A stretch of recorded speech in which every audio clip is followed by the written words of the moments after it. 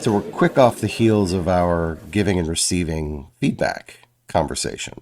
And I thought it would be really helpful Yeah. to kind of model what that looks like for folks. Because we talk about things in theory a lot, but when you go to execute them, sometimes it's hard to take the theory and execute it. So we have these kinds of conversations all the time, and you know your work is perfect for this kind of conversation because it is so short and so immediate that it's really a great object lesson in how to give and receive this kind of feedback. So you've graciously offered up a story, and so why don't you tell the folks what we're doing today? I wrote a short piece a long time ago. Let me see here. Long time ago being somewhere around 2020, 2021. It was based on a real event, and I do tend to try sometimes to write as therapy or trying to kind of sort things out through my head. And I wrote this really nice piece about going, a really nice piece. Look at me, I'm already like, I think it's great.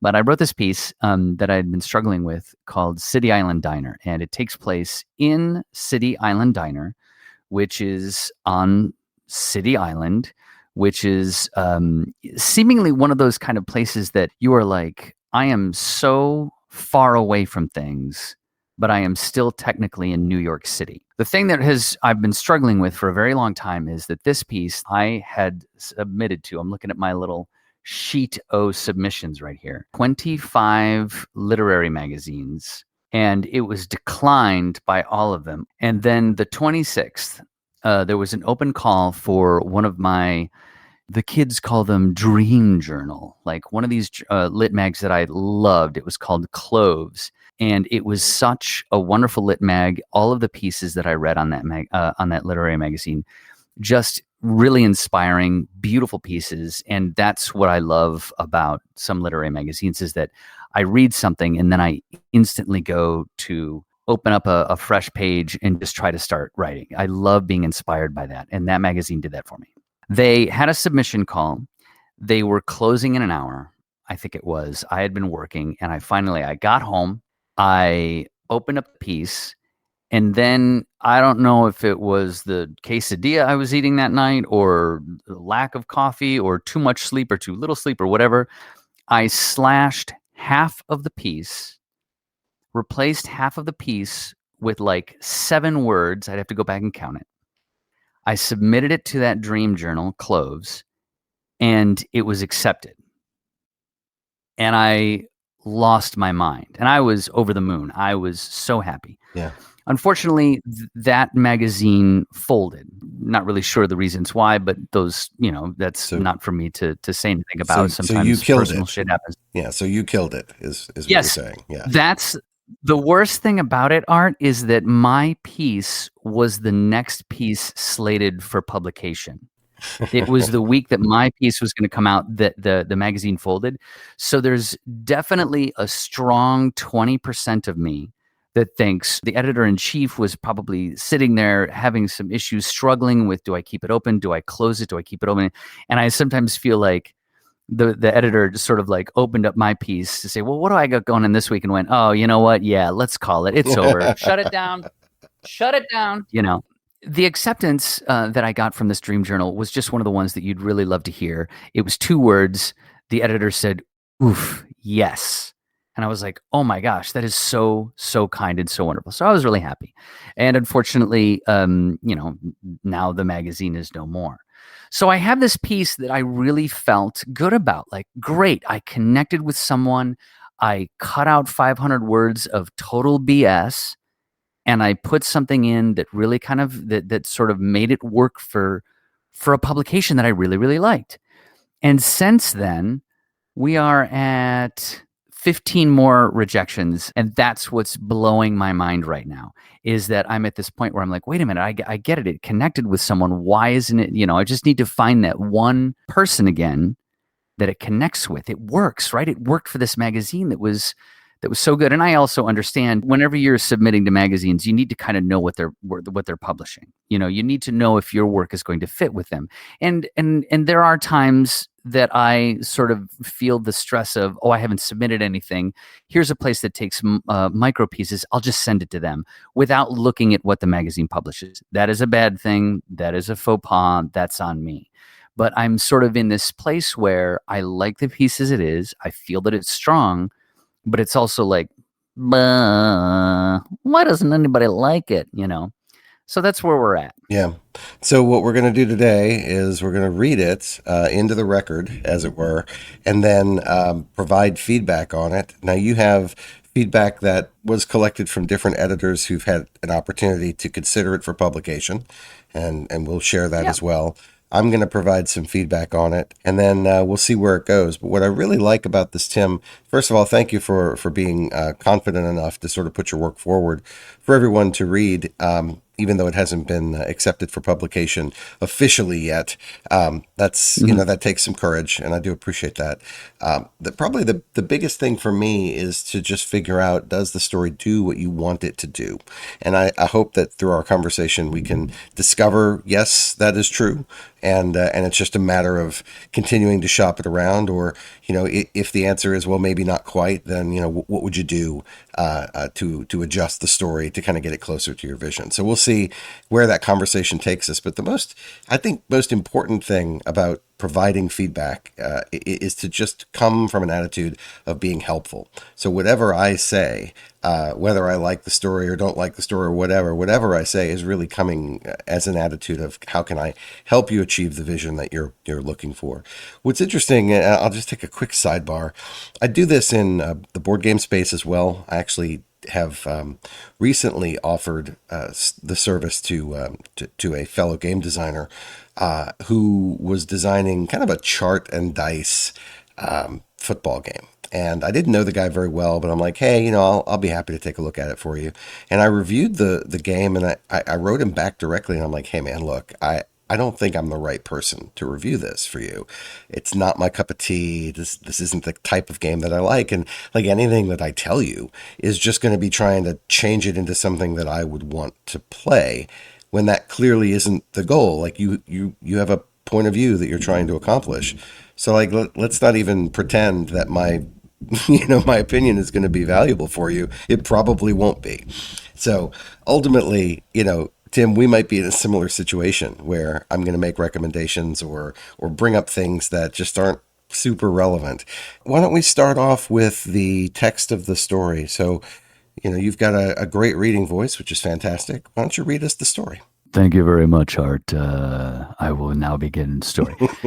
This is City Island Diner. We thought we could sneak an actual date via the 6 and the BX29 bus along the right-hand side of the Bronx. Our first outing. We smoosh kisses, we press against each other. I lead you by the hand into a diner so we can get out of the cold part of April. We sit at the back just outside the frames of the breakfast rush montage, but our waitress greets us from the other side of the restaurant, putting us on display. You lovebirds picked the lucky table, she announces. We quickly, casually let go of each other's hands. We quickly, casually lean away from each other. She arrives and delivers a line so well used, she probably wipes it down with the menus. Seinfeld and Ricky Gervais, she says, Gervais, sat at this very table for their show on the internet. Lovebirds. She called us lovebirds in public. In New York City, the world's biggest small town, where someone could see us, recognize us, point us out as a mismatched couple. I see you quickly, casually cover your left hand with your right on the tabletop, as if turning the diamond into your palm hadn't been enough to hide it. You never take it off. You never will. I know this. I always knew this. Thank you for reading that, And Tim. that's that. Yeah, it's a cool Yeah. piece. I like it. So Yeah. there's a lot of things that I would like to ask. Most of the time, when I'm providing feedback, really the first thing I want to ground us in is, I'm not trying to be the smartest guy in the room, and I'm also not trying to change your story. So when we come to this, it's really more about asking exploratory questions, just being inquisitive, and that that act of sort of prompting the writer to explain why they made the choices that they made can be very illuminating. In some cases, the writer might say, "Well, I'm not really sure. It just felt right," and then that sort of it showcases a lack of critical thought that might need to be put in there, or it might actually showcase, the depth and complexity of the decision making. So why don't we start there? Probably the first thing I noticed was the I length. just, I'm so sorry, but I just realized I just couldn't help but laughing when you said depth and complexity because I was like, oh, no, not in here. Nope, nope, not. But yeah, so a few things jump out at me. One is the length, and it's interesting that you had mentioned that you had cut off a bunch of stuff and sort of wrapped up the story more quickly than you had in earlier drafts. What all was in what you had cut out from a story standpoint, and what made you sort of choose to kind of close the story off where you did? Part of me realized that this is just a story about, someone there, these people, they're kind of having an illicit love affair in the background somewhere. And I realized that it's extremely, extremely cliche. Like that's a story that's been written over and over and over and over again. And for myself, this was, kind of an episode that happened in my life that I kind of wanted to explore and see what was going on in my head about it. And I was really taking the moment after saying, after the Birds part and the Ricky Gervais part, to sort of explore why this affair was happening, what was going on behind, what were the motivations, what was happening, why was I making this choice, why was this a choice that I was making a lot more and more and more in the past, in the 10 years leading up to this. I kind of realized there was a part of me, once some of the rejections were coming through, it didn't have to be 100% biographical. For me, writing micropieces is just, just trying to capture a small moment. And I know that micropieces mean a lot of different things to a lot of different people. But for me, I was just trying to capture this one moment that was so weird and awkward. And so all of the piece that I had cut out was essentially me trying to touch upon the therapy part of writing for me. Why was I in this position? Why was I putting myself in this position out in public?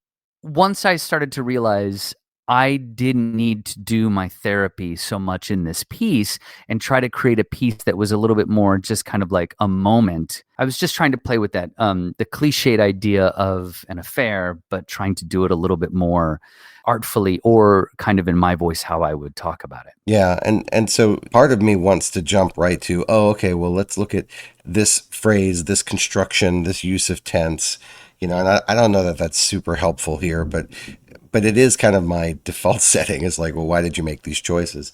The first thing that I Yeah. want to ask is three times in a piece this short, if you repeat something three different times, it's got to mean something. And so I'm really curious to get your sense of this phrase that you use, which is quickly, casually, and on the page, for those who can't see it, it's actually quickly slash casually. It's a very strange construction.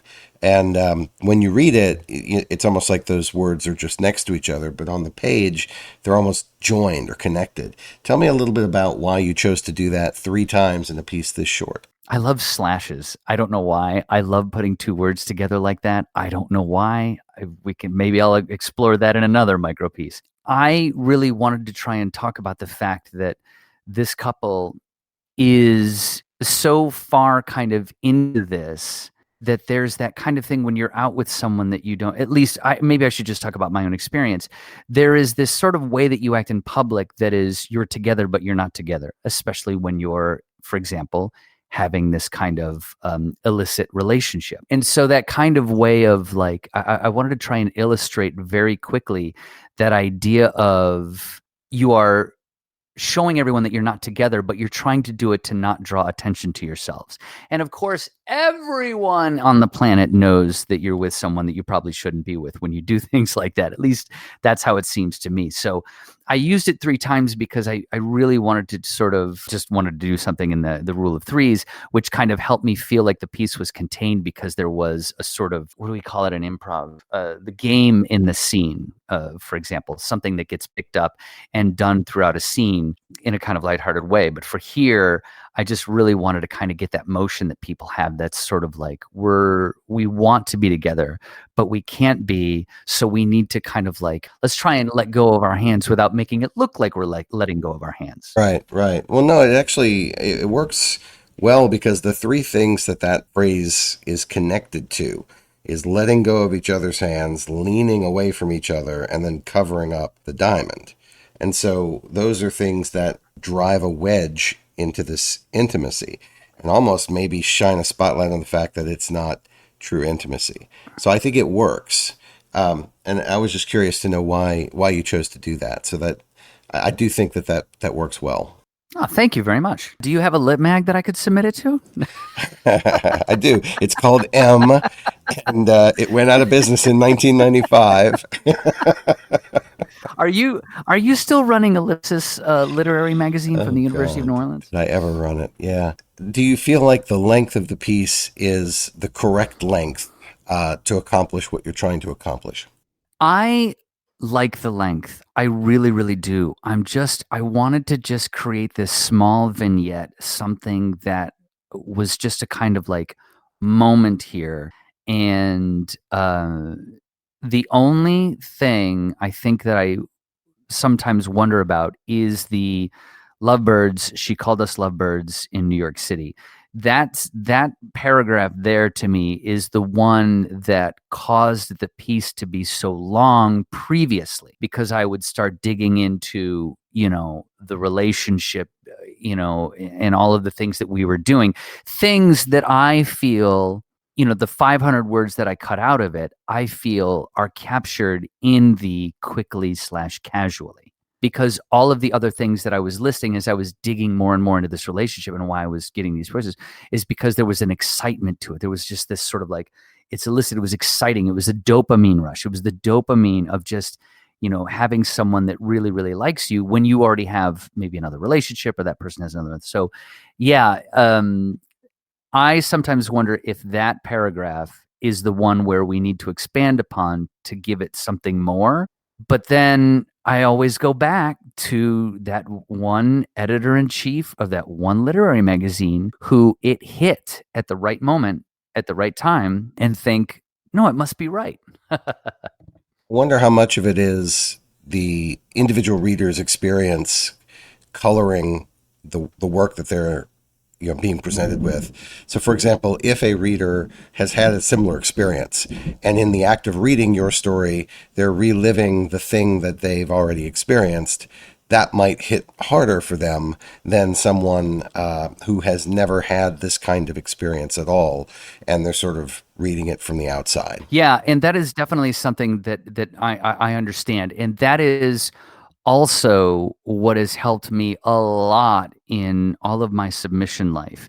As much as depressed as I can get about things, as bad as I can feel about like, well, I really like such and such a piece, or even this piece that we're talking about. I understand that sometimes they might have got it on a Tuesday and loved it, and then Wednesday they might have read it after a peanut butter and jelly sandwich and thought it was the worst thing that happened. So I understand that there's a lot of things that go into these sort of decisions. At least I'm hoping it's that, and not that I'm a real horrible writer. But yeah, I have wondered about that too. And so it almost feels like I'm looking for the same person at a different literary magazine. Yeah, and that's unlikely, right? Yeah, The yeah. feedback that they provided, just those two words, oof, yes, means that they actually, I interpret that as almost like a gut punch, certainly an emotional moment for the reader, and that's where you want to be. I just wanted to share with you, because I don't have the same context, I didn't have the same emotional connection to the work, and I think that's why some of my Mhm. questions were really around like, well, what's the context of this relationship? Who are these people? What's brought us to this point, and what are they trying to accomplish? That might be outside of the scope of what you're trying to accomplish with this piece. But I think if I were to get more from the text, what I would want to have more of is, why is this moment in their lives special enough to capture in this manner? You had Mhm. said you were kind of playing with the cliche nature of, to people cheating and being out in public and whatnot. I think you've captured that. But in order for it to be a moment that is sort of enshrined on paper, especially if it's a relationship that, either didn't work out or it was the beginning of the end or whatever. This is a moment in time that's important for some reason. And that's where I was struggling. It's like I didn't really understand why this moment was so important to capture. And when I looked at some of the ticky-tack things like tense, verb tense, and whatnot, it seemed a little confused as to whether it was present tense or past tense. And I was having a hard time, again, in such a small piece, when you've only got a couple hundred words, every word carries a significance. And so if you start kind of sliding around with verb tense, it's like, well, wait a minute, what are we actually trying to accomplish here? Who is the storyteller? What's the point of view of the storyteller? Are they in the moment? Are they remembering the moment from the past? And if they are remembering it from now, if they're remembering back to the past, well, they're contextualizing in some way. So what are they trying to show us in their contextualization of this past moment that they're now remembering? And I wasn't able to really latch on to any of that. So that's where it kind of fell short for me. But I did enjoy it. I thought the language was very strong, and I enjoyed reading it. But it just didn't kind of hook me from an emotional standpoint. And in keeping in line with all of the stuff that we've said about giving and receiving feedback, go jump off a bridge because you got it wrong. No, I'm just kidding. Yeah, I have to be honest here. I think that one of the things that I thought would make this a little bit more interesting as a piece to share, as a moment to share with folks, is the fact that we ended up sitting in a spot. If you go watch Comedians in Cars with Coffee, as I found out after this visit, we were at the table where Ricky Gervais and Jerry Seinfeld sat for Comedians in Cars getting coffee. And so, that's one of the things that I really wanted to try to evoke with this piece was this is the first time this couple is out in public after hiding around corners, after meeting, when all of the places in New York City are closed that late at night, ducking here, going there, hiding there, turning the phone over face down so the texts aren't seen. This is the first time feeling comfortable being out in public because it's so far away from everything. And, trying to hide in the back, and turns out, hey, you two.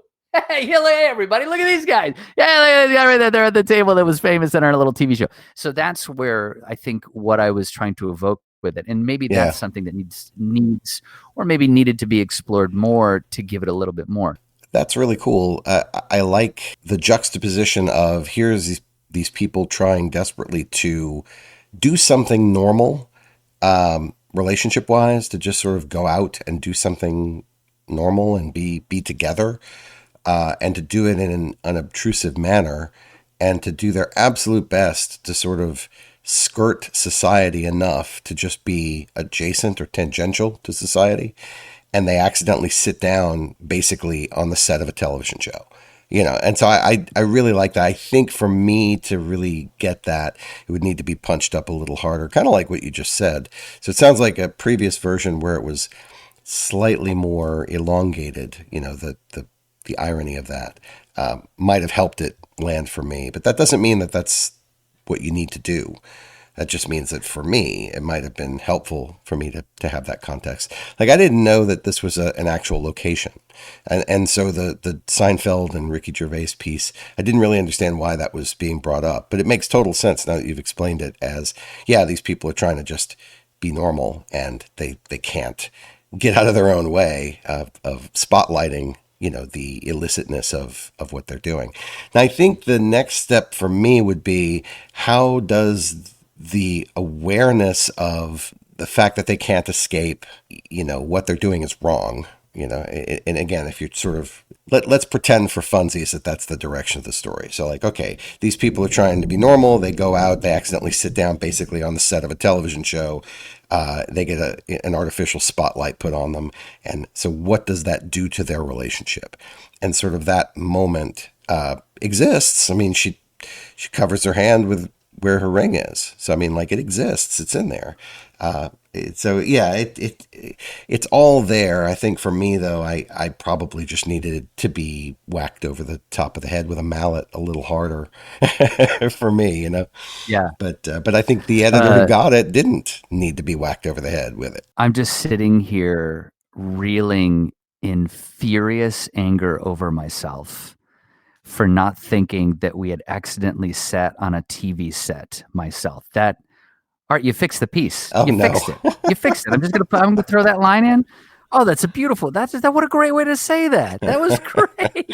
Well, there you go. and Feedback. I'm s- and I'm sitting here like, shit. Why didn't I think of that? That's great. That's brilliant. Ah. Well, there you go. So that's something you could actually carry forward into your feedback. There you go. Actually, I'd love to hear what the other people had said. So you had two different editors who had considered the piece and declined, but they were very graceful in their feedback. Can you read what they said about it? Yes, Stephen King wrote that it was the greatest thing that he had ever written, and if nobody Oh, gets come this on. piece, they are a dummy dummy. Except for the thing Art said about the TV show. I submitted this to Booth Literary, a wonderful, wonderful literary magazine, and they said the voice was strong in the piece, but readers wanted more details to ground the piece. And then, please consider submitting other pieces to Booth in the future, which is always nice to hear. That was interesting to me because, we've talked about adding detail before, and I initially was sort of like, wow, it's weird. I guess one of the things I think, if I'm being completely honest with this, was I was just hanging all of my hopes on this is a everyday natural occurrence where two people who are not supposed to be together are together. But we got this fun, wacky thing about Ricky Gervais and Jerry Seinfeld. So I think I've sort of hung all my hopes on that, making it a little bit different from the usual cliched story about things. But maybe I've relied a little bit too much on that part of it and need a little bit more detail outside of it. Another magazine, Fugue, I submitted this piece with another piece that I had written, another short piece. And Fugue gave the feedback. They said, ultimately, we felt that these pieces were a promising start to a longer project, perhaps one made up of discrete units very much like these. They didn't quite have the condensed but still complete arc we expect from and love in flash nonfiction, but we suspect they'd totally work in series as a sequence. Your sentences were so strong and evocative. We loved your pacing and work with detail, but we would have relinquished. We would have relished reading more. So it was very nice feedback. But I think it's also something that's interesting too, where one lit mag says, we kind of, our readers felt that we needed some more detail, and this magazine said, oh, hey, we really liked the work with detail. So again, it helped me because it was like, it's very subjective. I know that when I submit pieces, I'm looking for someone who finds it, like we just talked about a little while ago, it hits them on the right Tuesday or whenever, because everyone's going to read your piece a different way, and you're just trying to find the people who read it correctly. So I think, for example, for me, we've talked about several lit mags that I'm always like, I'm like a desperate person outside standing in the rain, looking in their window, like, please accept my piece. Can't do that. You have to cast the net far and wide to magazines that are publishing the things that you publish. And if they don't like it, it's just because they were looking for an apple and you were an orange, which is actual advice that you get in acting a lot. Yeah. You No. didn't get cast. You didn't get cast in Star Trek because they wanted an apple. You were an orange. It's not you.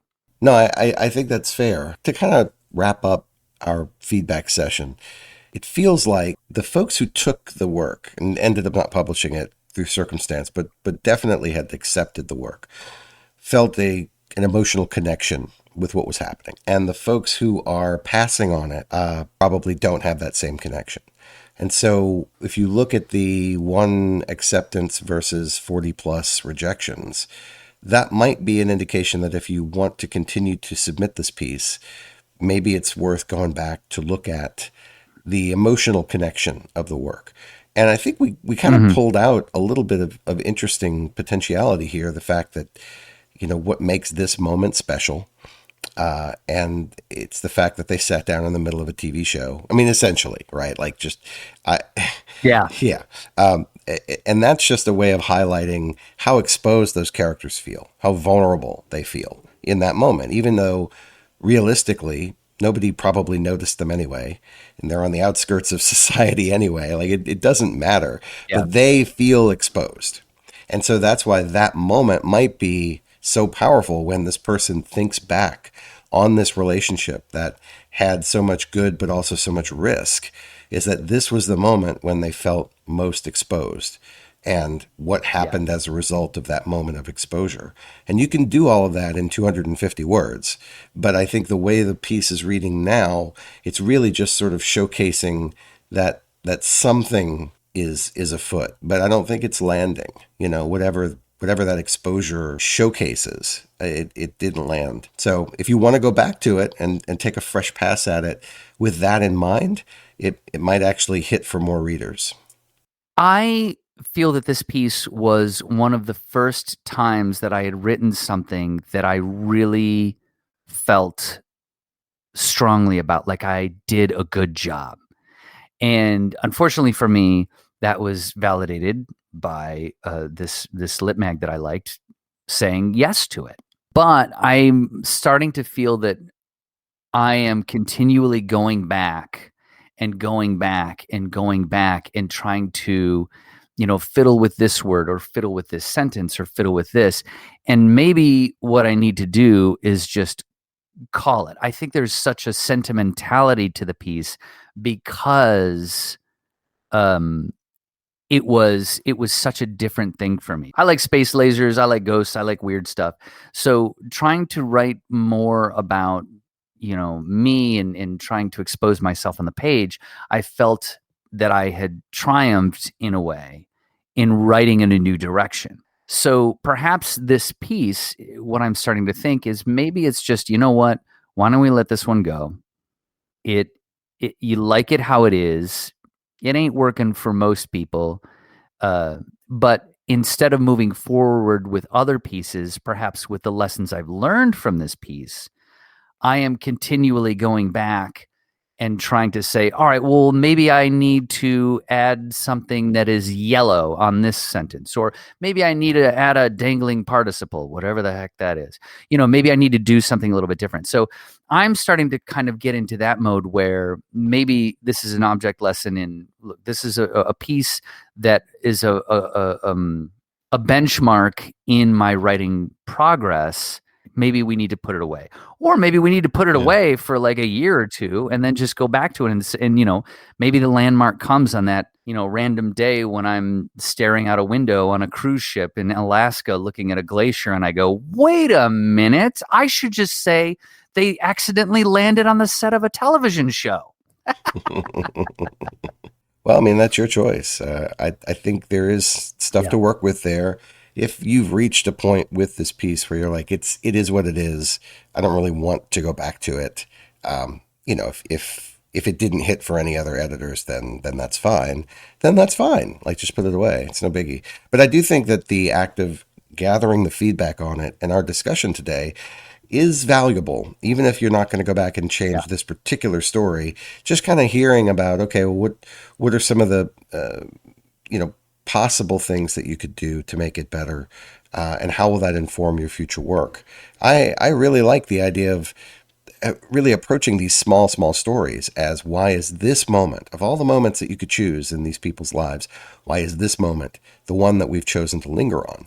And there better be a damn good reason. And normally there is. It's just that, when you do the first few drafts, you may not need to have that top of mind. But certainly when you come back through and you're editing, revising and editing, and you're like, okay, why this moment? Why are we lingering here?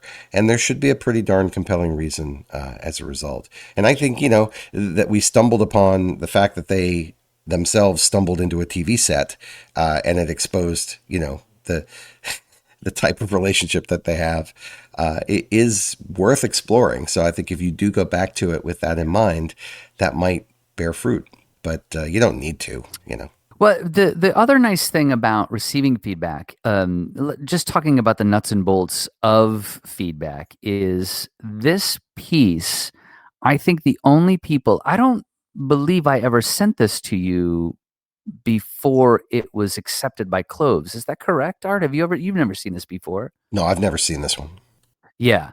I think Jen, my partner, she read it in early iterations, and that's it. And I think that one of the things that I need to do a little bit more, one of the things that we talked about in the giving and receiving feedback is building that community of readers who can give feedback. Because through what we've talked about today, through the feedback that I've gotten from literary magazines, I think one of the things that when I do have a piece that receives a lot of feedback before I attempt to send it in, is trying to find the commonality between all of them. And even though you could say that the detail, for example, the two literary magazines were sort of like, we need more detail to ground it, and the other one was like, we really liked your use of detail.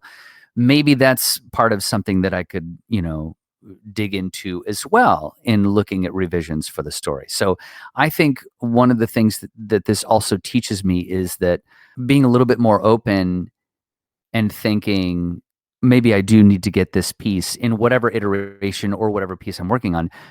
Maybe find one or two more readers that might be able to kind of give me an idea, so that if I find something that all of them are saying, if I feel strongly about the piece, but they're all telling me the same thing in different ways, maybe that's something to pay attention to.